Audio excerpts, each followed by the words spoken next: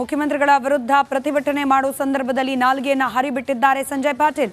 ಬೆಳಗಾವಿಯಲ್ಲಿ ಪ್ರತಿಭಟನೆ ಸಂದರ್ಭದಲ್ಲಿ ಏಕವಚನದಲ್ಲಿ ಸಿದ್ದರಾಮಯ್ಯನವರ ವಿರುದ್ಧ ಆರೋಪವನ್ನ ಮಾಡಿದ್ದಾರೆ. ರಾಜೀನಾಮೆ ನೀಡಬೇಕು ಅಂತ ಹೇಳಿ ಒತ್ತಾಯಿಸುವ ಸಂದರ್ಭದಲ್ಲಿ ಏಕವಚನದಲ್ಲಿ ನಾಲ್ಗೆ ಹರಿಬಿಟ್ಟು ಮಾತನಾಡಿದ್ದಾರೆ ಸಂಜಯ್ ಪಾಟೀಲ್. ಐವಾನ್ ಡಿಸೂಜಾ ವಿರುದ್ಧವೂ ಕೂಡ ಸಂಜಯ್ ಪಾಟೀಲ್ ವಾಗ್ದಾಳಿಯನ್ನ ನಡೆಸಿದ್ದಾರೆ.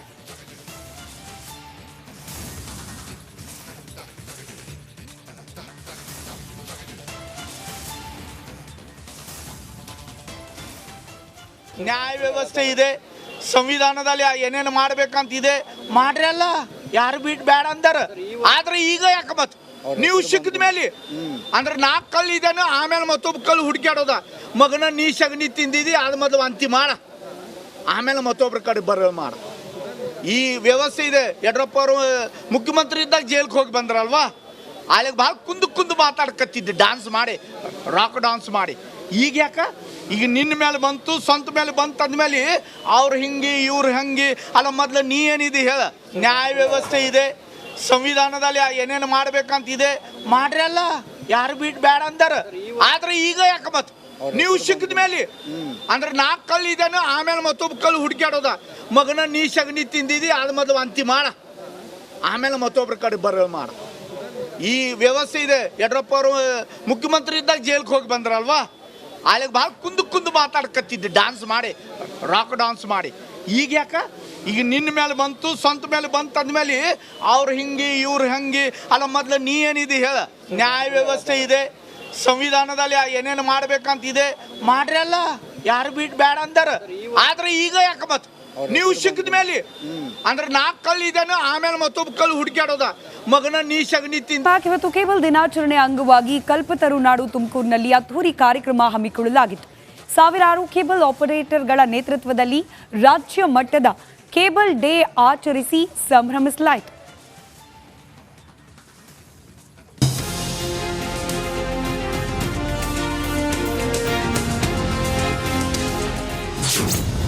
ಕಲ್ಪತರುನಾಡಲ್ಲಿ ರಾಜ್ಯ ಮಟ್ಟದ ಕೇಬಲ್ ಡೇ ಆಚರಣೆ, ಸಾವಿರಾರು ಕೇಬಲ್ ಆಪರೇಟರ್ಗಳ ಸಮಾಗಮ. ಕೇಬಲ್ ದಿನಾಚರಣೆ ಅಂಗವಾಗಿ ಕಲ್ಪತರುನಾಡು ತುಮಕೂರಿನಲ್ಲಿ ಇವತ್ತು 24ನೇ ರಾಜ್ಯ ಮಟ್ಟದ ಕೇಬಲ್ ಡೇ ಕಾರ್ಯಕ್ರಮವನ್ನ ಅದ್ದೂರಿಯಾಗಿ ನಡೆಸಲಾಯಿತು. ತುಮಕೂರು ಜಿಲ್ಲಾ ಕೇಬಲ್ ಆಪರೇಟರ್ಸ್ ಮತ್ತು ಇಂಟರ್ನೆಟ್ ಪ್ರೊವೈಡರ್ಸ್ ಅಸೋಸಿಯೇಷನ್ ವತಿಯಿಂದ ಕಾರ್ಯಕ್ರಮವನ್ನ ನಡೆಸಲಾಯಿತು.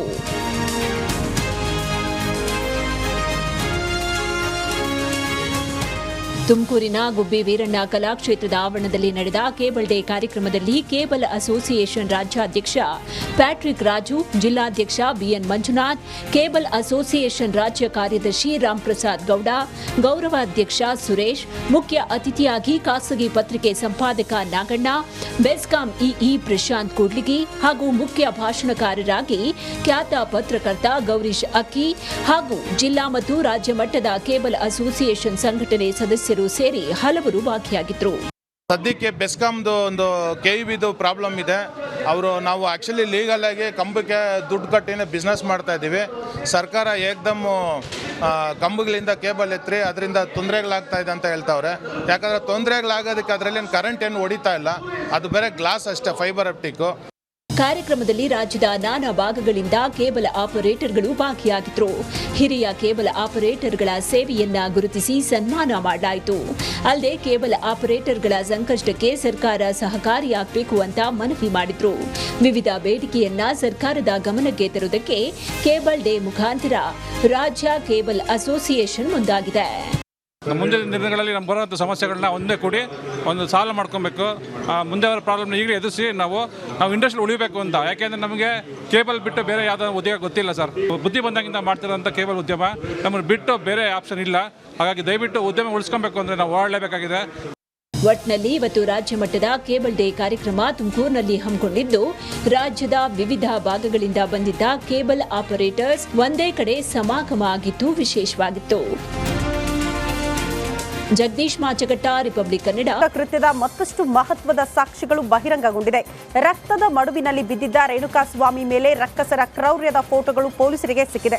ಆರೋಪಿ ಪ್ರದೋಷ್ ಹಾಗೂ ಮತ್ತೊಬ್ಬ ಆರೋಪಿ ಫೋನ್ನಿಂದ ಈ ಫೋಟೋಗಳು ಸಿಕ್ಕಿದ್ದು ಎಫ್ಎಸ್ಎಲ್ ರಿಪೋರ್ಟ್ನಲ್ಲಿ ಸ್ಫೋಟಕ ಅಂಶ ಬಯಲಾಗಿದೆ. ಫೋಟೋ ರಿಟ್ರೀವ್ ಬಳಿಕ ದರ್ಶನ್ ಮತ್ತು ಗ್ಯಾಂಗ್ಗೆ ಮತ್ತಷ್ಟು ಸಂಕಷ್ಟ ಎದುರಾಗಿದೆ. ರೇಣುಕಾಸ್ವಾಮಿ ಕೊಲೆ ಕೇಸ್ ಆರೋಪಿಗಳಾಗಿರುವ ಪವಿತ್ರ ಗೌಡ ಹಾಗೂ ಅನುಕುಮಾರ್ ಜಾಮೀನು ಅರ್ಜಿಯನ್ನ ಮುಂದೂಡಲಾಯಿತು. ಬೆಂಗಳೂರಿನ ಸಿಸಿಎಚ್ 57ನೇ ಕೋರ್ಟ್ ಮಧ್ಯಾಹ್ನಕ್ಕೆ ಅರ್ಜಿಯನ್ನು ಮುಂದೂಡಿದೆ. ಜಾಮೀನಿಗೆ ಪ್ರಾಸಿಕ್ಯೂಷನ್ ಆಕ್ಷೇಪಣೆ ಸಲ್ಲಿಸಲಿದೆ. ರಾಜ್ಯಪಾಲರ ವಿರುದ್ಧ ವಿವಾದಾತ್ಮಕ ಹೇಳಿಕೆ ನೀಡಿರುವ ಪರಿಷತ್ ಸದಸ್ಯ ಐವಾನ್ ಡಿಸೋಜಾ ಮನೆಗೆ ಕಿಡಿಗೇಡಿಗಳು ಕಲ್ಲು ತೂರಾಟ ನಡೆಸಿದ್ದಾರೆ. ಮಂಗಳೂರಿನ ವೆಲೆನ್ಸಿಯಾದ ನಿವಾಸಕ್ಕೆ ಬೈಕ್ನಲ್ಲಿ ಬಂದ ಇಬ್ಬರು ಕಲ್ಲು ತೂರಾಟ ನಡೆಸಿದ್ದಾರೆ. ಕಲ್ಲು ತೂರಾಡಿ ಘೋಷಣೆಗಳನ್ನು ಕೂಗಿ ಪರಾರಿಯಾಗಿದ್ದಾರೆ. ಈ ಹಿನ್ನೆಲೆ ಅವರ ನಿವಾಸಕ್ಕೆ ಹೆಚ್ಚಿನ ಭದ್ರತೆ ಒದಗಿಸಲಾಗಿದೆ. ಕಾಂಗ್ರೆಸ್ ಸರ್ಕಾರದ ವಿರುದ್ಧ ಬಿಜೆಪಿ ಹೋರಾಟ ಮುಂದುವರೆದಿದೆ. ರಾಜ್ಯದ ವಿವಿಧೆಡೆ ಬಿಜೆಪಿ ನಾಯಕರು ಸಿಎಂ ಸಿದ್ದರಾಮಯ್ಯ ವಿರುದ್ಧ ಪ್ರತಿಭಟನೆ ನಡೆಸಿದರು. ಮೂಡಾ ಹಗರಣ ಮುಂದಿಟ್ಟುಕೊಂಡು ಸಿಎಂ ವಿರುದ್ಧ ಬಿಜೆಪಿ ಬೀದಿಗಿಳಿದಿದೆ. ಮಡಿಕೇರಿಯಲ್ಲಿ ಜಿಲ್ಲಾ ಬಿಜೆಪಿ ನಾಯಕರು ಪ್ರತಿಭಟನೆ ನಡೆಸಿದರು. ಸಿಎಂ ಸಿದ್ದರಾಮಯ್ಯ ಕೂಡಲೇ ರಾಜೀನಾಮೆ ಕೊಡಬೇಕು ಅಂತ ಆಗ್ರಹಿಸಿದ್ದಾರೆ. ಜನರಲ್ ತಿಮ್ಮಯ್ಯ ಸರ್ಕಲ್ನಲ್ಲಿ ಪ್ರತಿಭಟನೆ ನಡೆಸಿ ಬಳಿಕ ಜಿಲ್ಲಾಧಿಕಾರಿ ಕಚೇರಿಯ ತನಕ ಮೆರವಣಿಗೆ ಮಾಡಿದರು. ಎಂಎಲ್ಸಿ ಸುಜಾ ಕುಶಾಲಪ್ಪ, ಮಾಜಿ ಶಾಸಕ ಅಪ್ಪಚ್ಚು ರಂಜನ್ ಸೇರಿದಂತೆ ಹಲವು ಪ್ರಮುಖರು ಭಾಗಿಯಾಗಿದ್ದರು.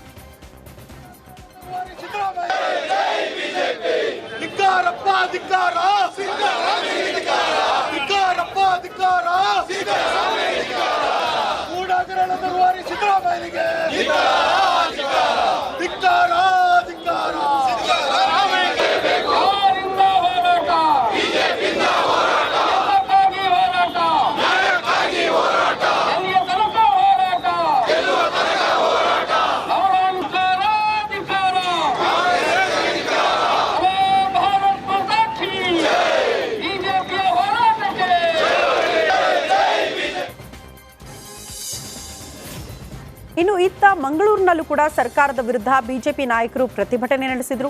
ರಾಜ್ಯಪಾಲರ ವಿರುದ್ಧ ವಿವಾದಾತ್ಮಕ ಹೇಳಿಕೆ ನೀಡುತ್ತಿರುವ ಕಾಂಗ್ರೆಸ್ಸಿಗರ ವಿರುದ್ಧ ಮುಖಂಡರು ಆಕ್ರೋಶ ವ್ಯಕ್ತಪಡಿಸಿದ್ದಾರೆ. ಮೂಡಾ ಹಗರಣದಲ್ಲಿ ಮುಖ್ಯಮಂತ್ರಿ ಸಿದ್ದರಾಮಯ್ಯ ರಾಜೀನಾಮೆಗೆ ಒತ್ತಾಯ ಮಾಡಿ ಪ್ರತಿಭಟನೆ ನಡೆಸಲಾಯಿತು. ನಗರದ ಮಿನಿ ವಿಧಾನದ ಸೌಧದ ಎದುರು ಪ್ರತಿಭಟನೆ ನಡೆಸಿದರು. ತಮಿಳುನಾಡು ರಾಜಕೀಯದಲ್ಲಿ ಸೂಪರ್ ಸ್ಟಾರ್ ಇಳಿಯ ದಳಪತಿ ವಿಜಯ್ ಹಾಗೂ ಹೊಸ ಸಂಚಲನವನ್ನ ಮೂಡಿಸಿದ್ದಾರೆ. ವಿಜಯ್ ತಮ್ಮ ಪಕ್ಷದ ಧ್ವಜ ಹಾಗೂ ಚಿಹ್ನೆಯನ್ನ ಅನಾವರಣಗೊಳಿಸಿದ್ದಾರೆ. ತಮಿಳಿಗ ವೆಟ್ರಿ ಕಳಗಂ ಎಂಬ ರಾಜಕೀಯ ಪಕ್ಷವನ್ನ ಫೆಬ್ರವರಿಯಲ್ಲಿ ಪ್ರಾರಂಭ ಮಾಡಿದ್ರು. ಇದೀಗ ಪಕ್ಷದ ಧ್ವಜ ಹಾಗೂ ಚಿಹ್ನೆ ಬಿಡುಗಡೆ ಮಾಡಿದ್ದಾರೆ. 2026ರಲ್ಲಿ ನಡೆಯಲಿರುವ ತಮಿಳುನಾಡು ವಿಧಾನಸಭಾ ಚುನಾವಣೆಯಲ್ಲಿ ಸ್ಪರ್ಧೆ ಮಾಡಬಹುದು ಅಂತ ಹೇಳಲಾಗ್ತಾ ಇದೆ.